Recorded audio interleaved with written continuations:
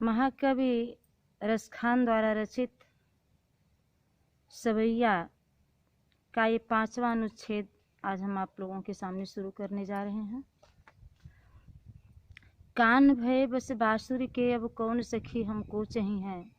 निस देव से रहे संग साथ लगी, अब सौतीन तापन क्यों सही है। बच्चों, प्रस्तुत सवैया रसखान द्वारा रचित हमारी पाठ्य पुस्तक हिंदी से ली गई है। इसमें गोपिकाओं के ईर्ष्या द्वेष की भावनाओं का वर्णन किया गया है।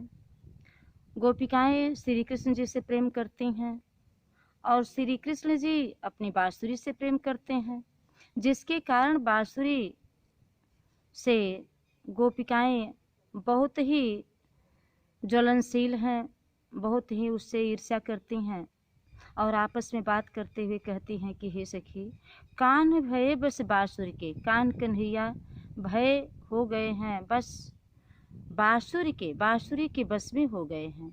अब कौन सखी, हे सखी, अब कौन हमको चाहिए, हमको चाहने वाला कौन है। यानी श्री कृष्ण जी से हम लोग प्रेम करते हैं, श्री कृष्ण जी बांसुरी को प्रेम करते हैं, हम लोगों को चाहने वाला कोई नहीं है।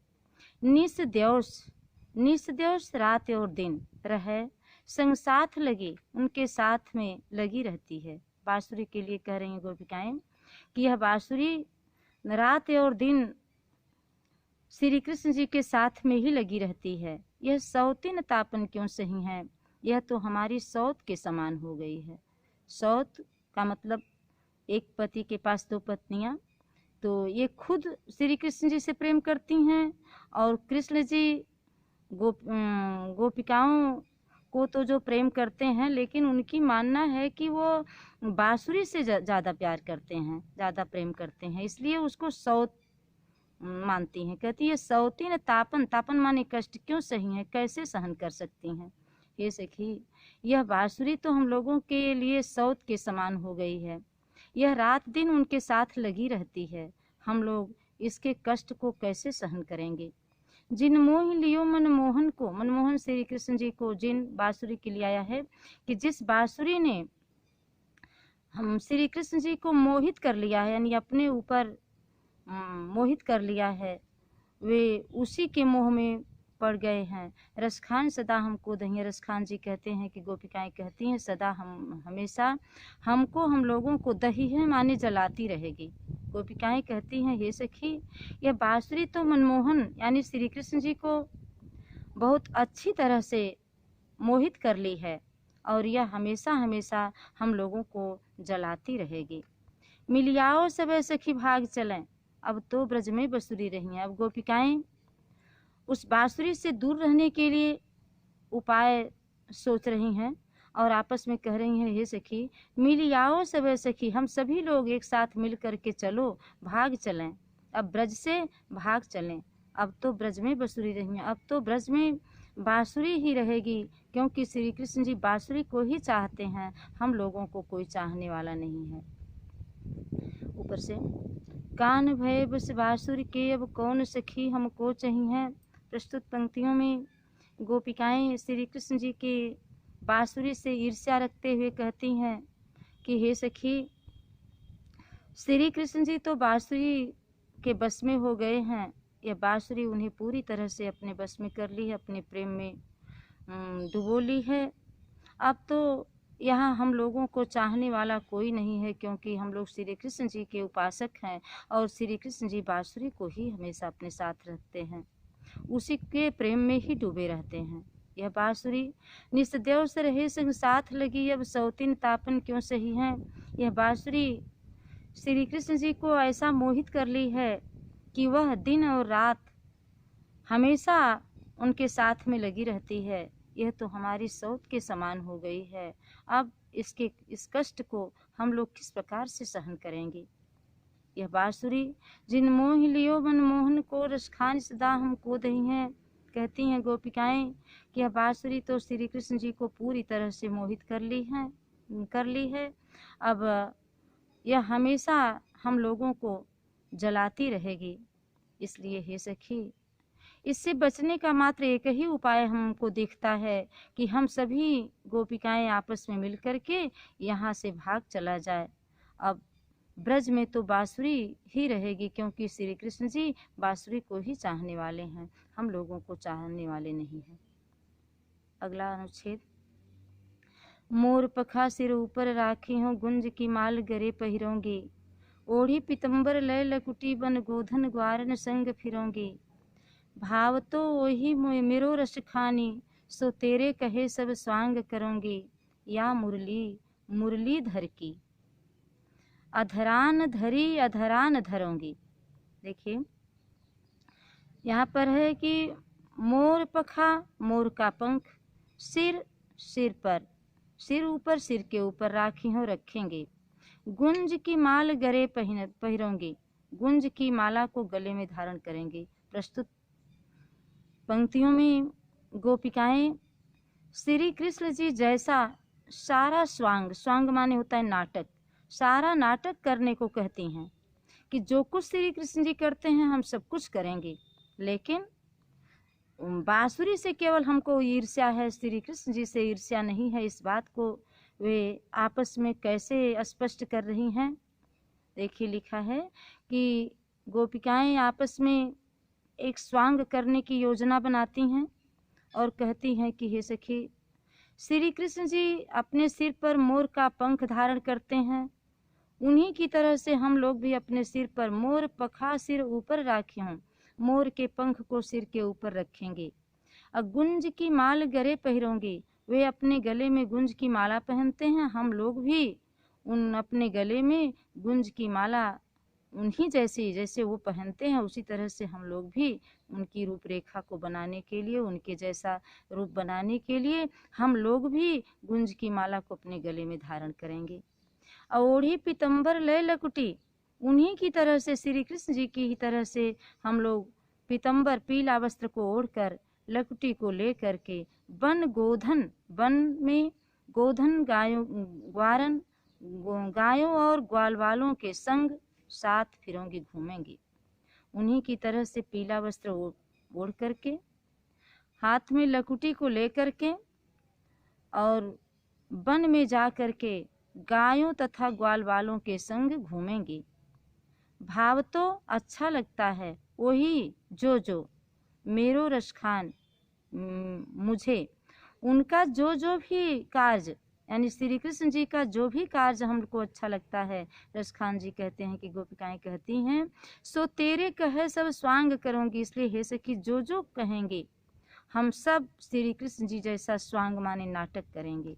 लेकिन या मुरली मुरलीधर की, मुरली बांसुरी, मुरलीधर श्री कृष्ण जी की, श्री कृष्ण जी जिस बांसुरी को अधरान, अधर माने ओठ, न धरी धरी रखा हुआ, अधरा अधरों से यानी ओठों से, न धरोंगे नहीं रखूंगी, यानी जो वह बांसुरी जिसको श्री कृष्ण जी अपने ओठों से लगाते हैं, उस बांसुरी को हम अपने ओठों से नहीं लगाएंगे, उनके जैसा सारा स्वांग करेंगे।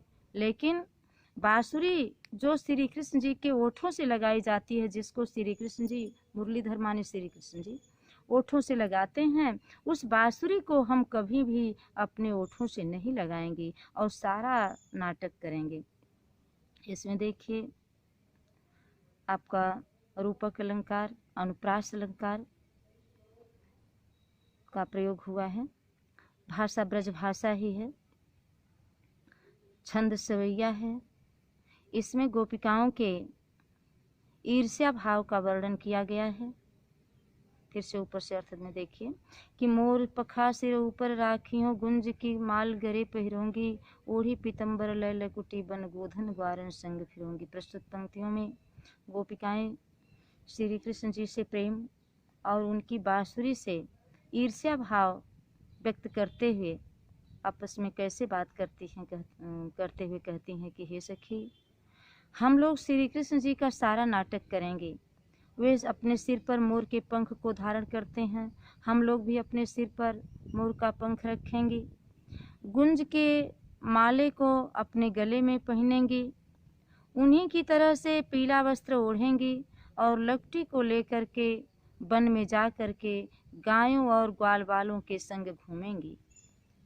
रसखान जी कहते हैं कि गोपिकाएं कहती हैं कि श्री कृष्ण जी का जो भी कार्य हमें अच्छा लगता है, भाव तो वही मेरो रसखान। रसखान जी कहते हैं कि गोपिकाएं कहती हैं कि उनका जो जो कार्य हमें अच्छा लगता है सो तेरे कहे सब स्वांग करेंगे। स्वांग नाटक, वह सब कुछ तुम्हारे कहने के अनुसार आपस में कहते हैं कैसे कि जो कुछ भी उनका कार्य हमें अच्छा लगता है वह सब हम नाटक, उनका सब नाटक करेंगे।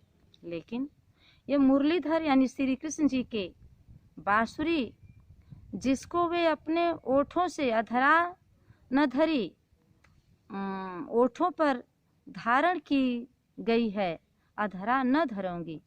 वह अधरान माने ओठों पर, धरी माने धारण किया गया, लगाया गया। श्री कृष्ण जी की बांसुरी जो ओठों पर लगाई गई है उस बांसुरी को अधरा न धरो, अधरा न, इसको देखो अलग अलग कर दिया गया है। तो वहाँ पर हम अपने उस बांसुरी को अपने ओठों से नहीं लगाएंगे, यानी उनका सब कुछ नाटक हम लोग करेंगे। लेकिन हमको केवल ईर्ष्या बांसुरी से है। जिस बांसुरी को श्री कृष्ण जी ने अपने ओठों से लगाया है वह उनके ओठों से लगाई गई बांसुरी को हम कभी अपने ओठों से नहीं लगाएंगे। इस तरह से ये दोनों अनुच्छेद खत्म हो, शायद आप लोगों को आ भी गया होगा। भाषा ब्रज भाषा है।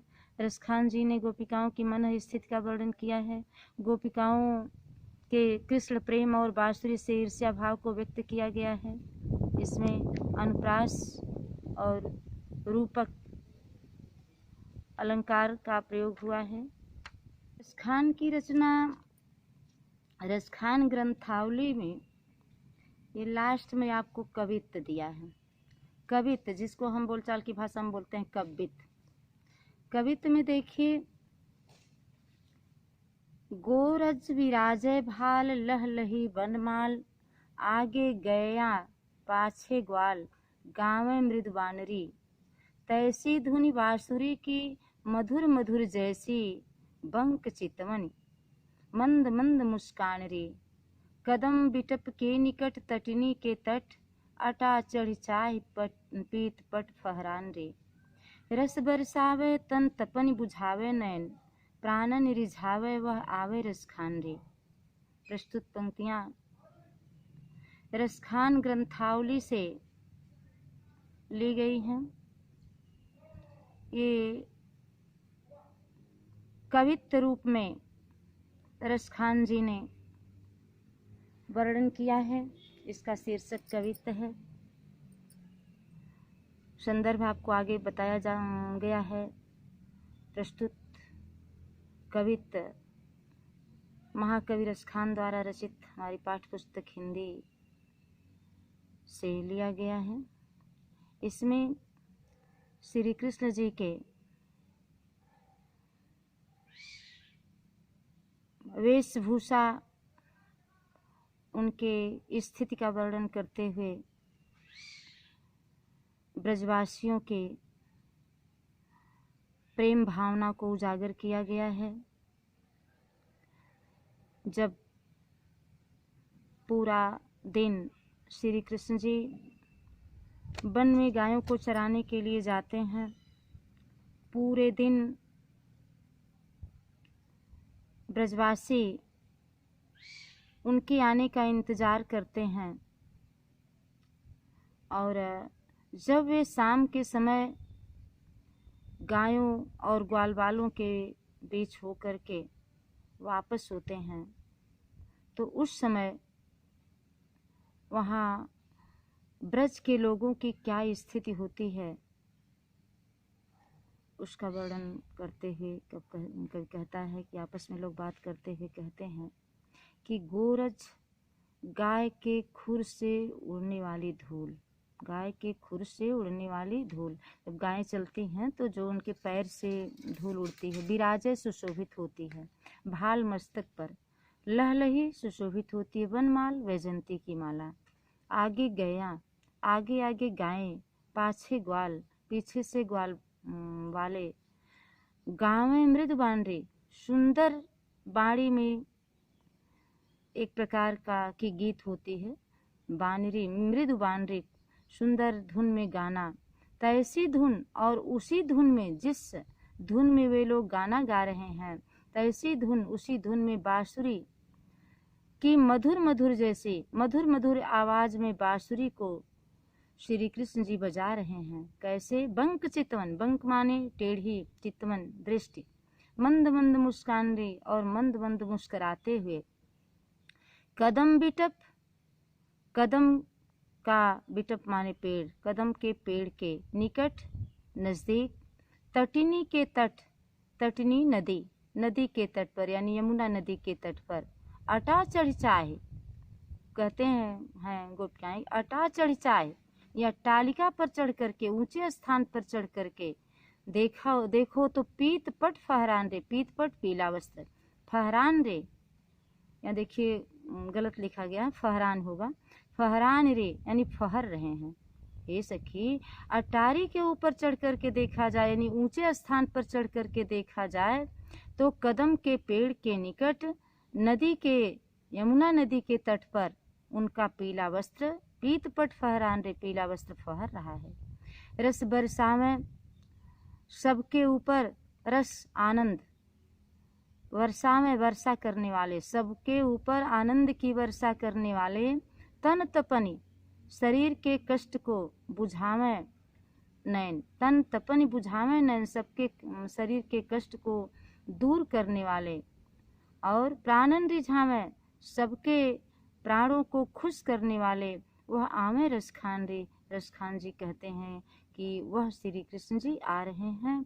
ऐसी स्थिति वहाँ ब्रजवासियों की है कि दिन भर उनके आने के इंतजार में जब शाम का समय होता है, वो गायों को चरा करके वापस आते हैं, तो किस रूप में आ रहे हैं उसका वर्णन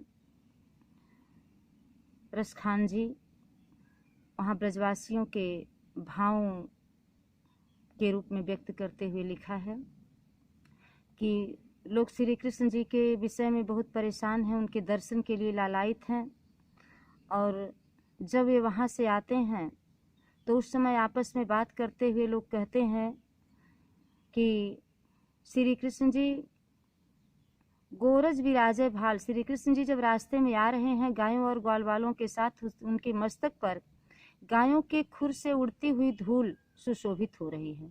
आगे आगे गायें आ रही हैं तो गायों के पैर से जो धूल उड़ रही है उसके विषय में बताया है कि उनके मस्तक पर, श्री कृष्ण जी के मस्तक पर, भाल माने मस्तक, गाय के पैर से उड़ने वाली धूल सुशोभित हो रही है, लहलही वनमाल, और उनके गले में बैजंती की माला भी उस धूल के बीच अत्यंत सुशोभित हो रही है। हे गोपिकाएं कहती हैं, हे सखी देखिए, आगे आगे गायें आ रही हैं, पीछे से सारे ग्वालवाल आ रहे हैं, और वे सभी ग्वालवाल बड़ी ही प्रसन्नता के साथ मीठी आवाज में गाना गाते हुए आ रहे हैं।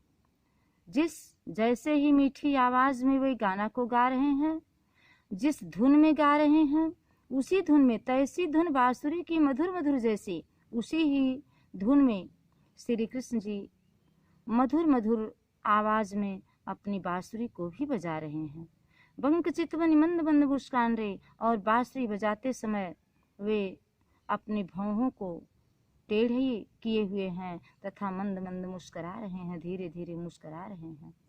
हे सखी, अटा चढ़ चाहे, अगर हम लोग ऊंचे स्थान पर अट्टालिका पर चढ़ करके देखें तो वहां से दिखाई देगा कि कदम बिटप के निकट, तटनी के तट, कदम के पेड़ के नजदीक, यमुना नदी के तट पर पीला वस्त्र श्री कृष्ण जी का फहर रहा है। उसे देख करके हम उसका आनंद ले सकते हैं, और प्रसन्नता हो रही है कि अब शाम का समय हो गया है। रस बरसावे तन तपनी बुझावे नैन, प्राणन रिझावे व आवे रसखान जी। रसखान जी कहते हैं कि वहाँ के ब्रजवासी यानी गोपिकाएं जो हैं वह प्रसन्नता को व्यक्त करते हुए कह रही हैं कि सबके ऊपर आनंद की वर्षा करने वाले, सबको आनंदित करने वाले, सबको प्रसन्नचित करने वाले, सबके शारीरिक कष्टों को दूर करने वाले, सबके नेत्रों को खुश करने वाले, सबके प्राणों को खुश करने वाले श्री कृष्ण जी अब गायों को चरा करके ब्रज की ओर वापस आ रहे हैं। इस तरह से आशा है आप लोगों को अर्थ आ गया होगा। न आने पर किसी भी प्रकार की समस्या हो तो तुरंत उसको बताइएगा।